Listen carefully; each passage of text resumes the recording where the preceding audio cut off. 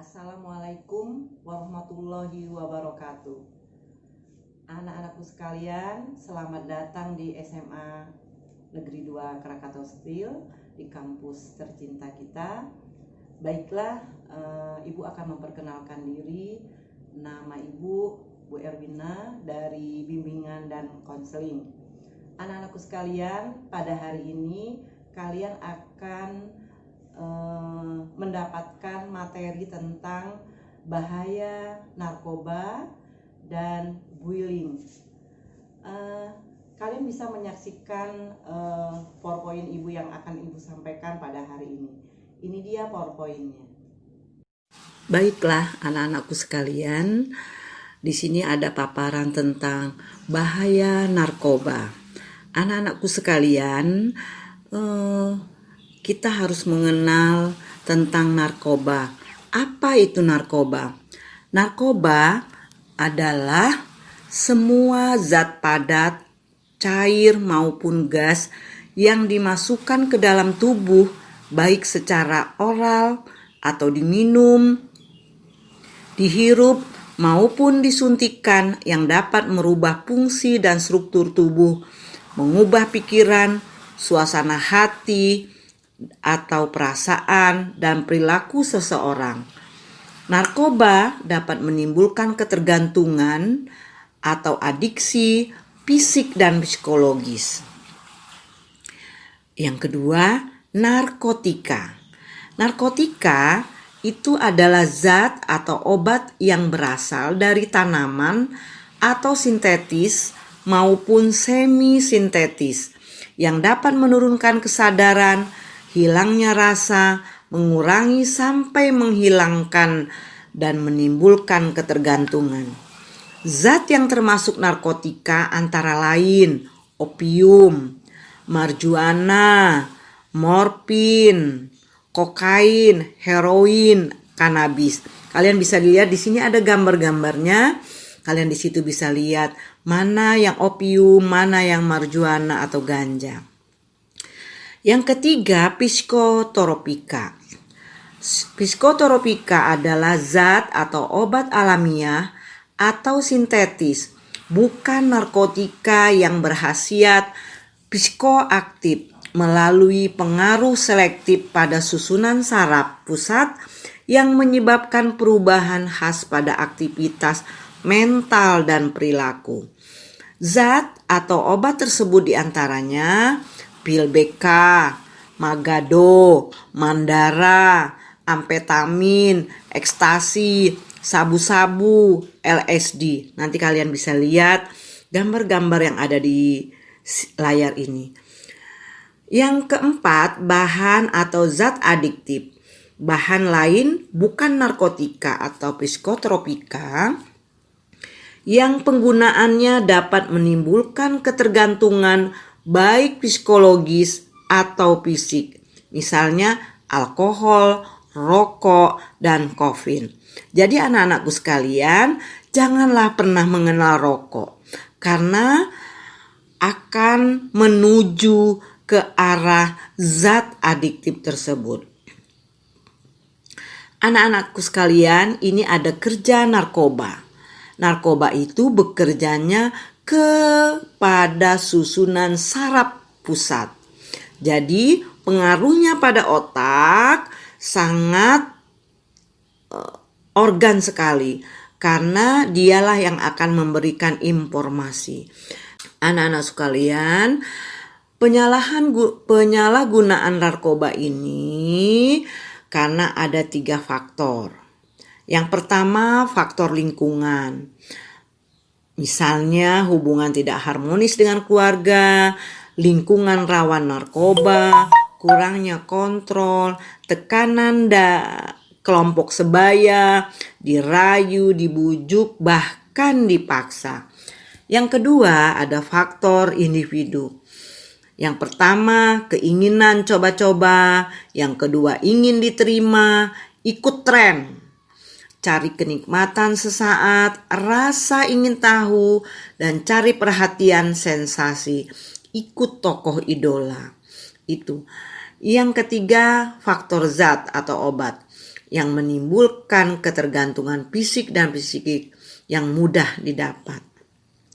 Anak-anakku sekalian, efek narkoba terhadap susunan saraf pusat ini adalah merangsang, meningkatkan kegiatan pada susunan saraf pusat sehingga dapat lebih semangat dan energi.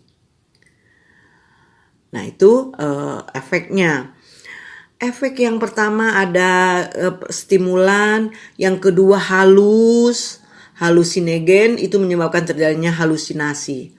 Mengubah persepsi dan pandangan terhadap sesuatu objek, membuat pemakainya melihat, mendengar sesuatu terhadap hal yang sebenarnya tidak ada, atau sesuatu dengan persepsi yang berbeda. Yang ketiga, depresan. Ini menurunkan kegiatan susunan saraf pusat, memperlambat proses mental sehingga menjadi rileks. Ini yang keempat, analgesik, obat penghilang rasa sakit. Anak-anakku sekalian, di sini ada jenis-jenis narkoba bisa dilihat di layar. Ada bentuk ganja, sabu-sabu, alkohol, morfin. Nah, anak-anakku sekalian, ini adalah barang-barang yang dilarang digunakan oleh kalian semua karena akan merusak masa depan kalian semua. Anak-anakku sekalian, ada tips cara menghindari narkoba. 1, jangan pernah mencoba walaupun untuk iseng atau untuk alasan lain kecuali perintah dari dokter. 2, kuatkan iman, mantapkan pribadi, pakailah rasio, pemikiran, pertimbangan lebih banyak daripada emosi. Yang ketiga, jangan menghindar dari problem, tetapi hadapilah dan atasi persoalan sampai tuntas. Bila tak mampu, konsultasilah pada ahlinya. Yang keempat, pilihlah pergaulan yang aman, jangan yang berbahaya. Pilihlah kegiatan yang sehat, yang tidak merugikan diri sendiri. Contohnya olahraga, berorganisasi, dan lain sebagainya. Keenam, gunakan waktu dan tempat yang aman. Yang ketujuh, selalu berusaha menjadi pribadi yang baik. Bertindaklah positif. Yang ke-8, berusahalah saling mendengar, saling mengingatkan. Yang ke-9, buatlah keluarga, rumah tangga menjadi tempat yang paling menyenangkan. Yang ke-10, selalu ingatkan bahwa ancaman hukuman untuk penyalahguna narkotika, pengedar narkotika. Yang ke-11, ingatlah bahwa narkoba akan merusak kerja otak, susunan saraf, ginjal, leper, dan sebagainya. Anak-anakku sekalian, itulah yang berbahaya. Karena narkoba bikin sekolah hancur, bikin keluarga berantakan, isi rumah bisa habis, masa depan tidak jelas. Itulah pengertian daripada narkoba. Materi yang kedua adalah tentang bullying. Bullying adalah salah satu bentuk dari perilaku agresi dengan kekuatan dominan pada perilaku yang dilakukan secara berulang-ulang dengan tujuan mengganggu anak lain atau korbannya lebih lemah darinya. Department of Education and Early Childhood Development mendefinisikan bullying terjadi jika seseorang atau sekelompok orang mengganggu atau mengancam keselamatan dan kesehatan seseorang baik secara fisik maupun psikologis, mengancam properti, reputasi, atau penerimaan sosial seseorang, serta dilakukan secara berulang dan terus-menerus. Terdapat beberapa jenis bullying. Bullying dapat terbentuk tindakan fisik dan verbal yang dilakukan secara langsung maupun tidak langsung. Jadi ada 4 jenis. Bullying secara verbal, bullying secara fisik, bullying secara rasional, bullying elektronik.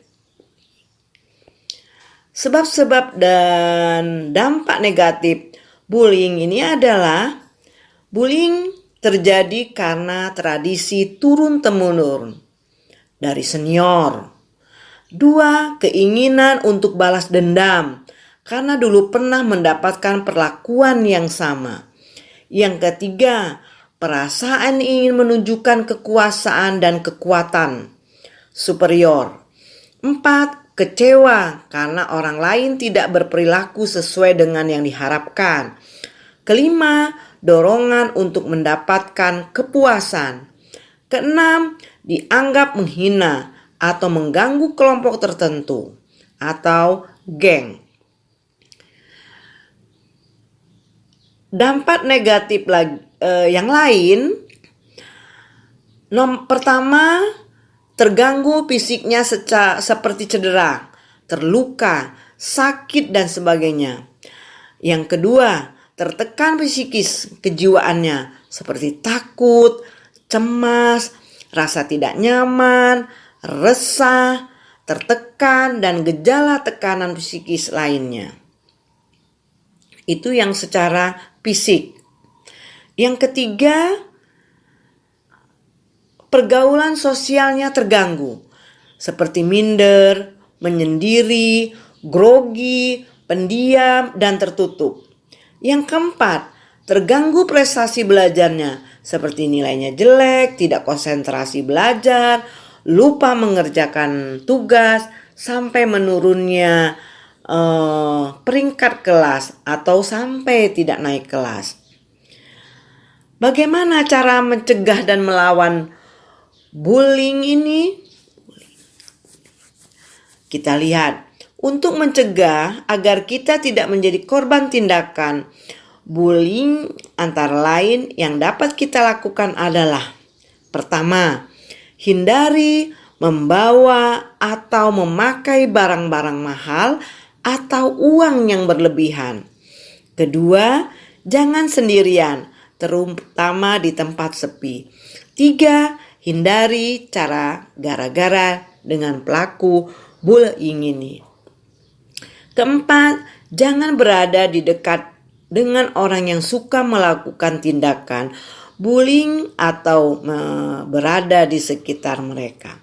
Kenali atau perhatikan pelaku dari bullying. Jangan ikut-ikutan melakukan tindakan bullying dalam bentuk apapun. Sedangkan untuk melawan pelaku bullying ini dapat mengambil sikap sebagai berikut. Jadilah orang yang percaya diri dan tunjukkan ketahanan diri bahwa kita tidak mau mengganggu dan diganggu. Kedua, bersikap tenang saat ada yang mengganggu. Ketiga, jangan biarkan emosi terpancing. Keempat, jika melihat ada teman yang menjadi korban, maka tolonglah korban dan laporkan kepada yang berwenang. Kelima, lakukan perlawanan diikuti dengan berteriak, lari, atau tindakan apapun sambil mencari pertolongan.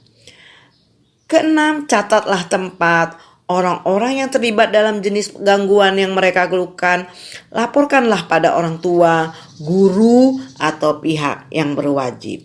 Nah, itulah anak-anakku sekalian tentang bullying. Mudah-mudahan corona cepat berlalu, kalian tetap di rumah, belajarlah dari rumah. Terima kasih atas perhatiannya. Ibu akhiri, wassalamualaikum warahmatullahi wabarakatuh. Demikianlah paparan materi yang Ibu sampaikan. Semoga bermanfaat bagi kalian semua dan kalian bisa mempelajarinya dan menghindari apa yang bisa kalian hindari dalam kegiatan pembelajaran tentang bahaya narkoba dan bullying tersebut. Terima kasih, saya akhiri. Wassalamualaikum warahmatullahi wabarakatuh.